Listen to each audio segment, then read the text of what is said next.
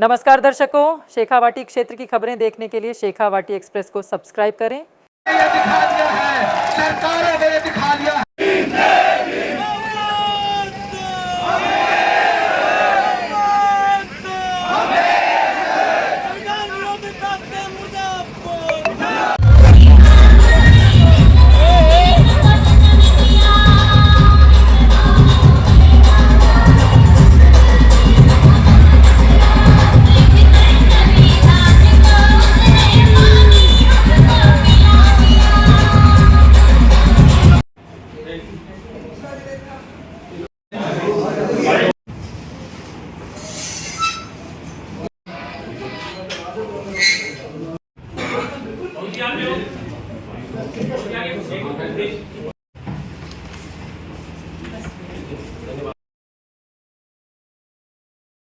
आज जो माननीय सर्वोच्च न्यायालय के आरक्षण के वर्गीकरण पर दिए गए निर्णय के उपलक्ष्य में 21 अगस्त का भारत बंद आंदोलन झुंझुनू में भी बहुत ही सफलतापूर्वक संपन्न हुआ और इसके लिए हम सहयोग देना चाहेंगे मीडिया का भी और हमारे प्रशासन का और सभी दुकानदार भाइयों का कि उन्होंने स्वेच्छा से बंद रखा और पूरा सहयोग किया और हमारी जो मांग थी उस मांग को हमने माननीय कलेक्टर महोदय के माध्यम से आगे पहुंचा दिया है और इसके लिए आज इस बंद में सफल बनाने वाले तमाम साथियों का, कार्यकर्ताओं का और भीम सैनिकों का और उन सभी दुकानदार भाइयों का विशेष रूप से हम आभार करते हैं जिन्होंने इस बंद को सफल बनाने में हमारा सहयोग दिया। बंद को लेकर झुंझुनू में भी झुंझुनू बंद के लिए भी आह्वान किया गया था, जो वाकई में सफलतापूर्वक है। सभी के सहयोग के सभी के सामाजिक संगठनों के सहयोग से आज बंद संपूर्ण पूर्ण से बंद रहा। तो प्रशासन, मीडियाकर्मी और जो संस्था के जो है जितने भी व्यापारी गण हैं उनका भी सभी का तहे दिल से धन्यवाद।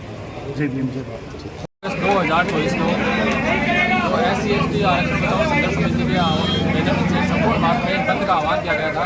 इसके तहत आज झुंझुनू जिले में विभिन्न सामाजिक संगठनों ने, व्यापारिक संगठनों ने, विभिन्न छात्र संगठनों ने और अन्य विभिन्न संगठनों ने बहुत अच्छा सहयोग किया और इस सहयोग के बलबूते और जिला प्रशासन झुंझुनू के सहयोग से ये बंद बहुत ही 100% सफल रहा है।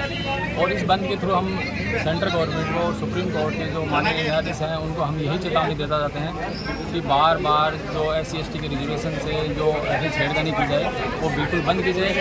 तमाम SC/ST और तमाम जनवादी लोग जिन लोगों को आरक्षण के अधिकारों के बारे में पता है, उन तमाम लोगों ने जो हाल ही सुप्रीम कोर्ट के द्वारा जो SC/ST के अंदर जो वर्गीकरण का फैसला लेकर आए थे, उस फैसले के खिलाफ पूरे देश के अंदर SC/ST के लोग और उनके साथ ऐसे सामाजिक लोग जिन लोगों को आरक्षण की समझ है, उन तमाम लोगों ने इस सरकार को और आरक्षण विरोधी ताकतों को आज पूरे भारत के अंदर अपनी ताकत दिखाई है। और ताकत हम इस बात से मानते हैं कि विभिन्न राजनीतिक पार्टियाँ हैं, उनके लोग भी दो धड़ों में बट गए हैं। कुछ लोग कह रहे हैं कि हम इनके पक्ष में हैं, कुछ लोग कह रहे हैं कि हम इनके विरोध में हैं, कुछ लोग अपनी राजनीति के लिए कह रहे हैं। आप देखिएगा जिस जगह अपन खड़े हो रहे हैं, जिस राजस्थान के अपन खड़े होकर प्रोटेस्ट कर रहे हैं, वहाँ की सरकार कह रही है कि हम इस वर्गीकरण को लागू नहीं करेंगे।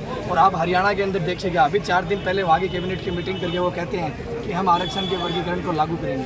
लेकिन मैं धन्यवाद देना चाहता हूँ समाज के लोगों को और विभिन्न जनवादी लोगों को, जिन्होंने अपने ताकत के बलबूते इस सरकार को और इस सिस्टम को बताया है कि हम राजनीतिक पार्टियों के पीछे लगू नहीं है, हम हमारे अधिकारों के लिए लड़ना जानते हैं, बोलना चाहते हैं। अब हाल ही में देख लीजिए जिस प्रकार से लेटरल सिस्टम लेकर आए, लेटरल सिस्टम के अनुसार जो 45 लोगों की एंट्री लेनी थी, यदि 45 लोग जिनको लेने थे उनके ऊपर ये आरक्षण लागू करते तो उनमें से 6 लोग SC के शामिल होते, 3 लोग ST के शामिल होते और 12 लोग OBC के शामिल होते।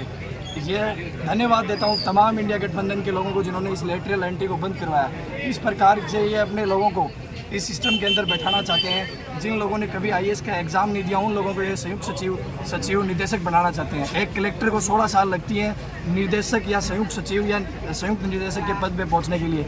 लेकिन आप देखिए गवर्नमेंट ऐसे ऐसे नियम लेकर आती है, लेटरल एंट्री के माध्यम से बैकडोर एंट्री करवाती है और उन्हें निदेशक ले जाके बैठा देती है। हम सरकार के जितने भी ऐसे फैसले होंगे उनके खिलाफ तमाम जनवादी लोगों के साथ मिलकर इन सरकार के फैसलों की मुखालफत करेंगे और कंधे से कंधा मिलाकर तमाम SC/ST वर्ग के साथ हम इस लड़ाई के अंदर शामिल रहेंगे और उनका साथ देंगे।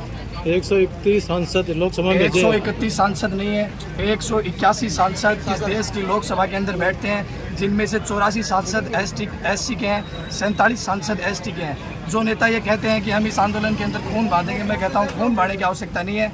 आप लोकसभा के अंदर लिख के दे देना कि हम संसद से इस्तीफा दे रहे हैं, गारंटी के साथ SC/ST के ऊपर कोई कानून ये संसद पास नहीं कर सकती है। सुप्रीम कोर्ट का ये जो फैसला है ST/SC को विभाजित करने का, क्रीमी लेयर ST/SC में कभी लागू होने का कोई प्रावधान नहीं, वो केवल कॉन्स्टिट्यूशनली संसद या विधायक मंडल कर सकता है, राष्ट्रपति के अनुमोदन से हो सकता है। सुप्रीम कोर्ट को ये फैसला वापस लेना होगा और इसके लिए हम संघर्ष करते रहेंगे।